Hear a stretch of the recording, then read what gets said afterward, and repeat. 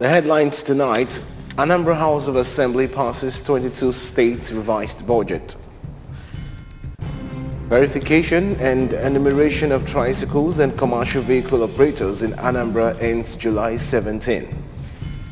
Nigeria to collaborate with Cuba on local production of COVID-19 vaccines. On a foreign team tonight, Sri Lanka's Prime Minister Wickremesinghe sworn in acting president. Before the news in detail, here is a special message. Governor Chukwuma Soludo has come for a total turnaround maintenance of the Anambra State economy and promotion of core Igbo values. Let's give him maximum support for the task ahead. Good evening and welcome to the news. I am Ebere Ugonna. Anambra State House of Assembly has passed the 2022 revised budget of Anambra State for the services of Anambra State government for the year ending 31st December 2022. Chukwemeka Modelim has details. The House passed the budget during plenary after the majority leader of the House, Dr. Nnamdi Okafor, moved a motion to that effect, which was seconded by the minority leader, Honorable Onyebuchi Offor, after the consideration of the report of the House Committee on Finance and Appropriation on the budget, which was presented to the House by Chairman of the Committee, Honorable Obinna Emeneka. The Speaker of the House, Right Honorable Uche Okafor, applauded Anambra State House of Assembly Committee on Finance and Appropriation for doing a thorough job on the revised budget, as well as members of the House for painstakingly passing the budget and read out the budget to the House while the legislators supported it through voice vote.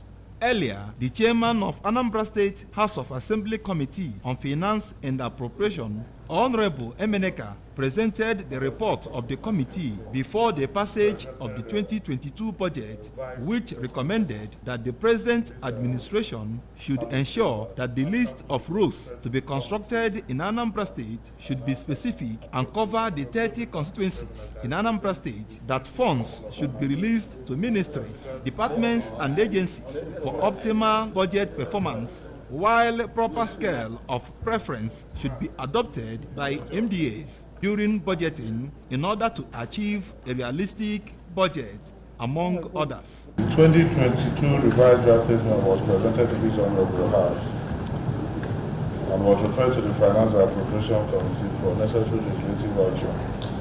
The Committee on Finance and Appropriation and consideration of the revised draft estimate documents invited all the ministries and departments and agencies to appear before the appropriate standing committee for the bilateral budget discussion.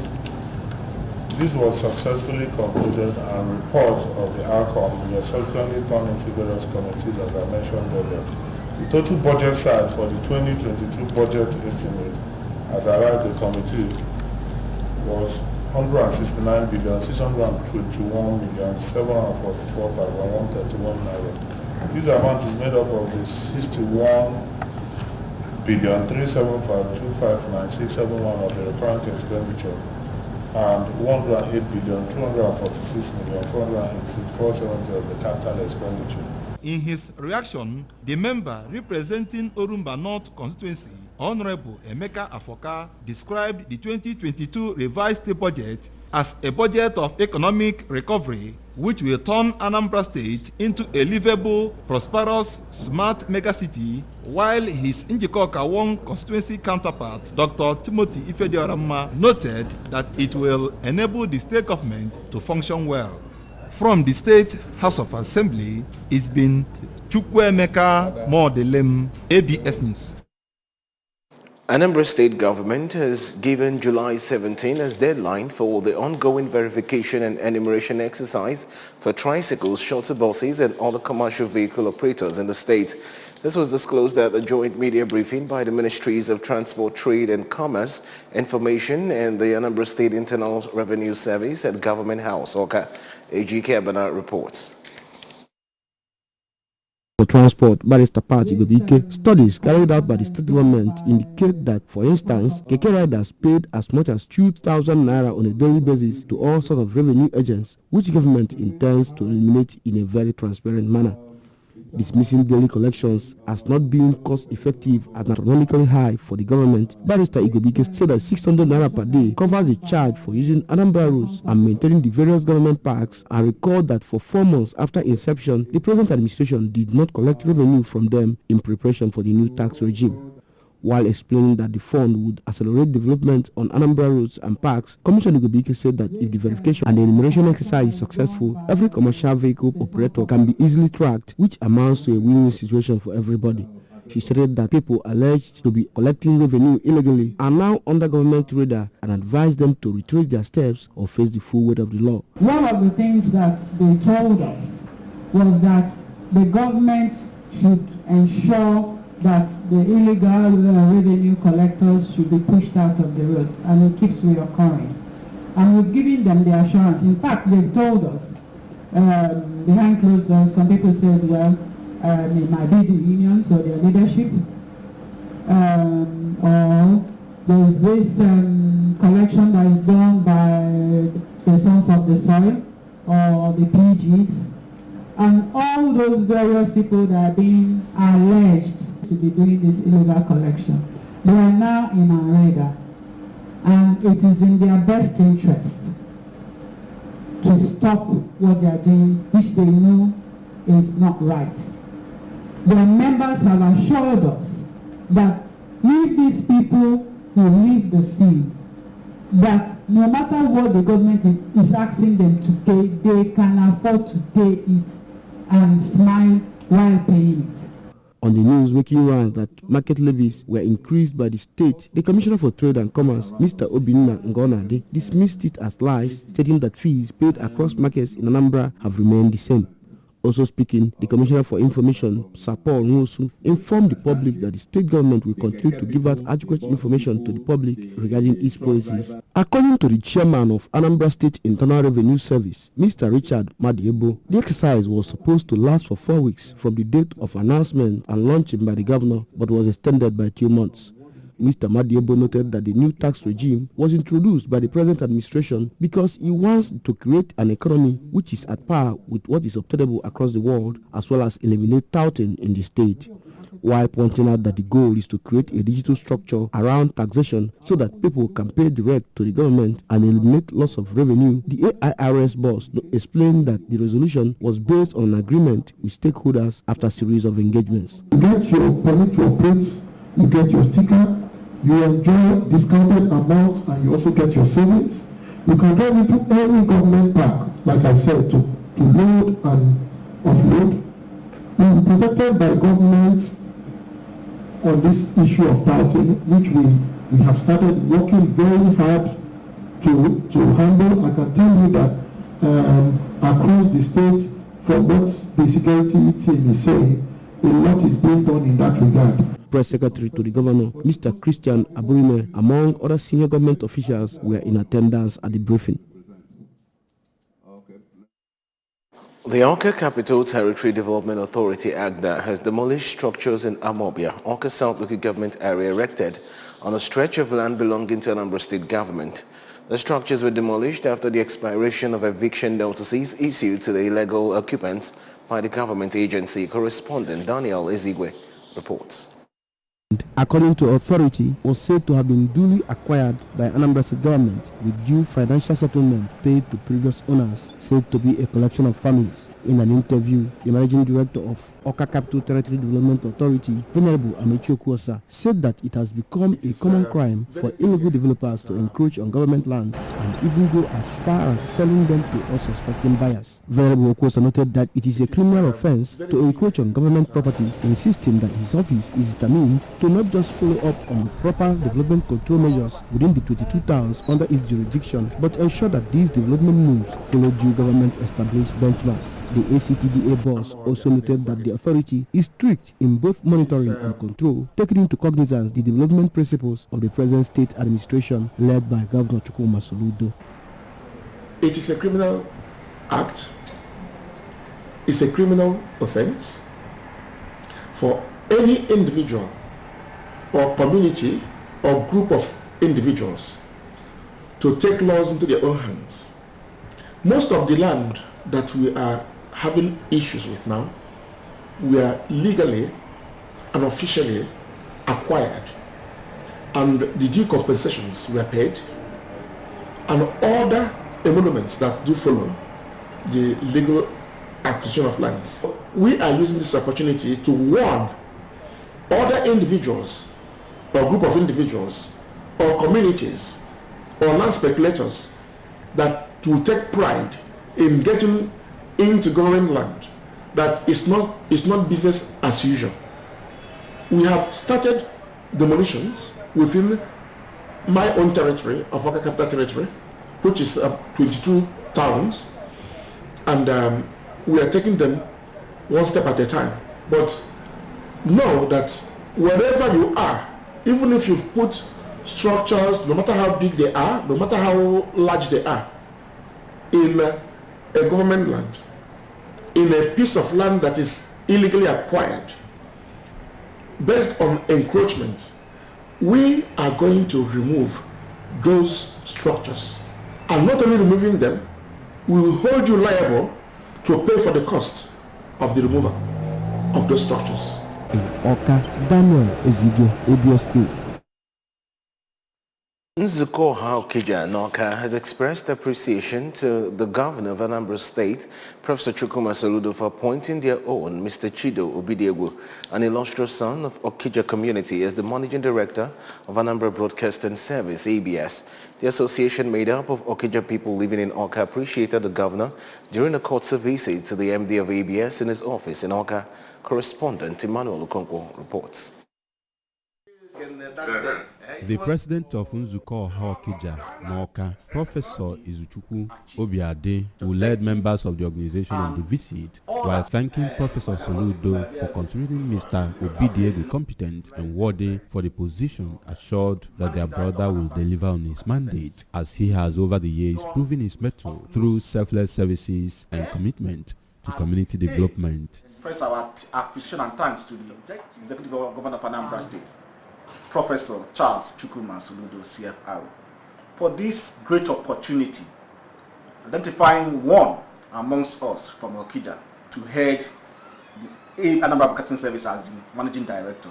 It is an honor, duly well deserved, and we thank him and express our appreciation to him.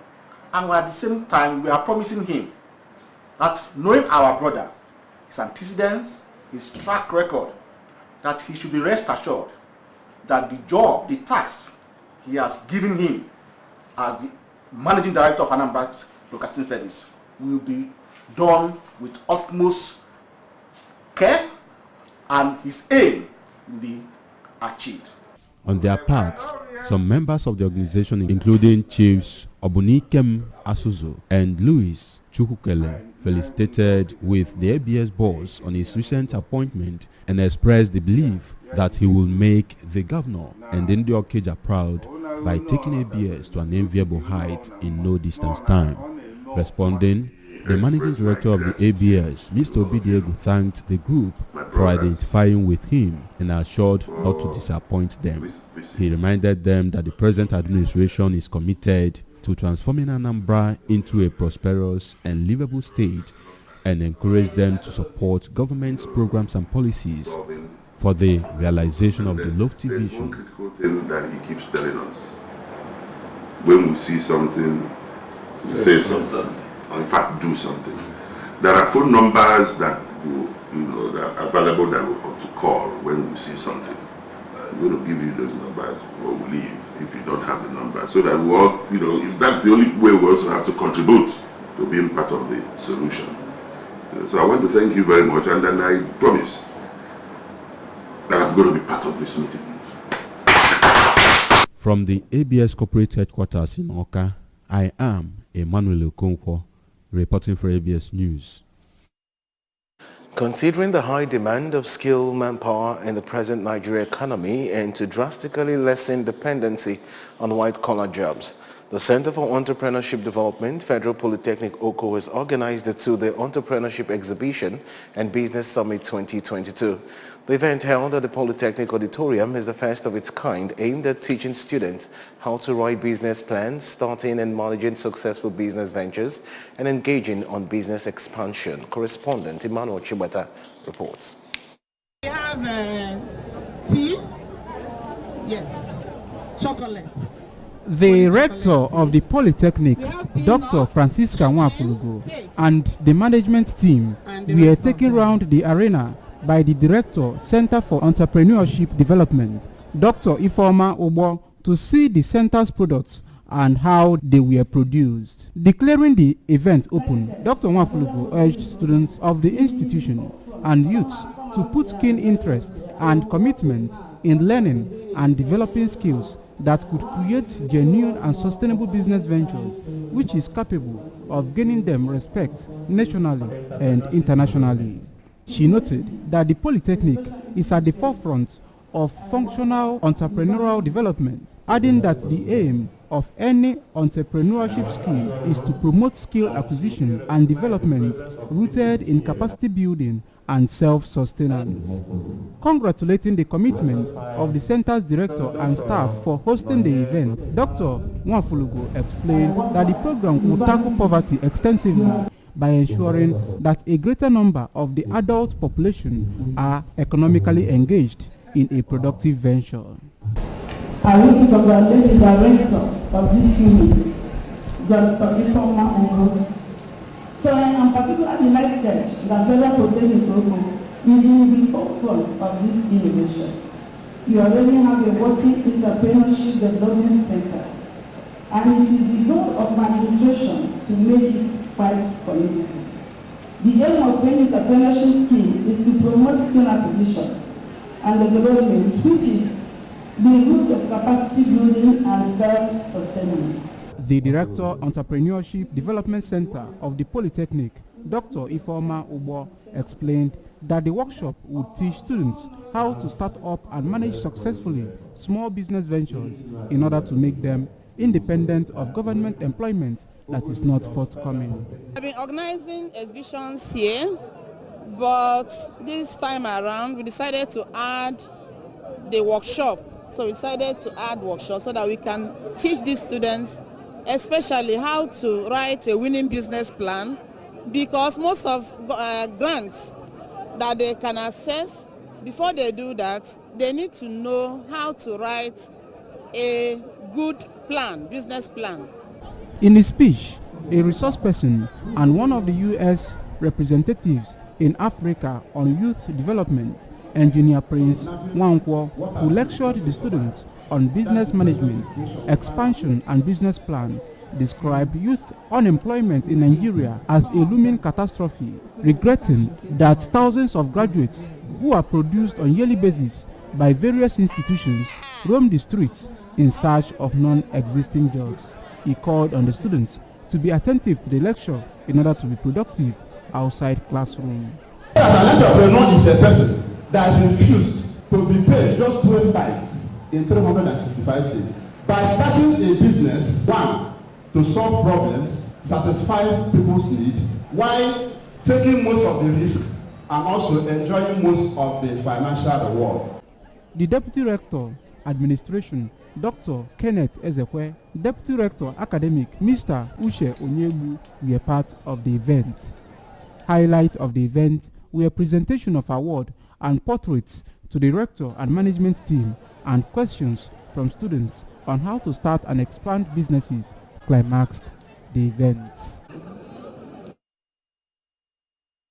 Moving on to our national stories now. Nigeria has expressed its willingness to collaborate with Cuba on the local production of COVID-19 vaccines. Speaking at a meeting with the Cuban ambassador to Nigeria, Clara Polido Escandel, in Abuja, the Director of Health Planning Research and Statistics, Federal Ministry of Health, Dr. Ngozi Azodo, emphasized the need to ensure vaccine security and implement actions on technology transfer from Cuba to Nigeria. Dr. Azodo, who was one of the delegates who visited Cuba, recently acknowledged the country's robust capabilities in vaccine production. Polido ex-scandal, while speaking with journalists, said she is convinced that Cuba's achievements in research and biotechnology are for everyone in the world. The Director of Registration and Regulatory Affairs at the National Agency for Food and Drug Administration and Control, Dr. Monica Imonjeze, who represented the NAFDAC Director General, Professor Mojisola Adeyeye, expressed optimism about collaborating with Cuba on contract manufacturing, technology transfer, and vaccine production. And on business news, the Naira has fell to 620 Naira per dollar at the parallel market amid the lingering scarcity of the greenback. The figure represents a depreciation of 5 Naira or 0.8% from the 615 Naira it traded last week. Bureau de Change operator said there was increased demand for the dollar by importers at the street market. The traders put the buying price of the dollar at 614 Naira and the selling price at 620 Naira, leaving a profit margin of 6 Naira. According to the Central Bank of Nigeria, the parallel market is not a true reflection of the country's exchange rate. On the foreign scene, Sri Lanka's Prime Minister Ranil Wickremesinghe has been sworn in as acting president after the Speaker of the Parliament accepted a resignation letter sent by embattled President Gotabaya Rajapaksa after he fled the country. Wickremesinghe has asked legislators to work towards a consensus to establish an all-party government in the crisis-ridden country and said he would follow the constitutional process and establish law and order after months of anti-Rajapaksa protest. The 73-year-old who had already taken the role after Rajapaksa headed to Singapore via the Maldives took his oath of office before Chief Justice Jayantha Jayasuriya. According to the Constitution, the Prime Minister automatically becomes president in the event of a resignation. Parliament will now meet on Wednesday to elect a politician to serve out the remainder of Rajapaksa terms ending in 2024, with nominations due the previous day. On sports news, Amaju Pinnick, president of Nigeria Football Federation, has lauded Super Falcon players for their qualification for the 2023 FIFA Women's World Cup. Pinnick said Falcons defeated Indomitable Lionesses of Cameroon 1-0 in the quarterfinals of the ongoing Women's African Cup of Nations in Morocco. He noted that the win helped them to set up a semi-finals clash with the host. Nigeria, the 9-time champion of the WAFCON tournament, are aiming for the 10th title in Morocco. And that's the size of our package tonight. But remember that you can follow news and programs on ABS from any part of the world by liking our Facebook page at ABS Radio Television. Subscribe to our YouTube page at ABS Television Oka. Follow us on Instagram at ABS Radio TV. Log on to our website at www.absradiotv.com. And now the main points. Anambra House of Assembly has passed 2022 State Revised Budget. Verification and enumeration of tricycles and commercial vehicle operators in Anambra is to end July 17. Nigeria is to collaborate with Cuba on local production of COVID-19 vaccines. The foreign scene were brought to you that Sri Lanka's Prime Minister Wickremesinghe has been sworn in as acting president. Here is a special message again. Governor Chukwuma Soludo has come for a total turnaround maintenance of the Anambra State economy and promotion of core Igbo values. Let's give him maximum support for the task ahead.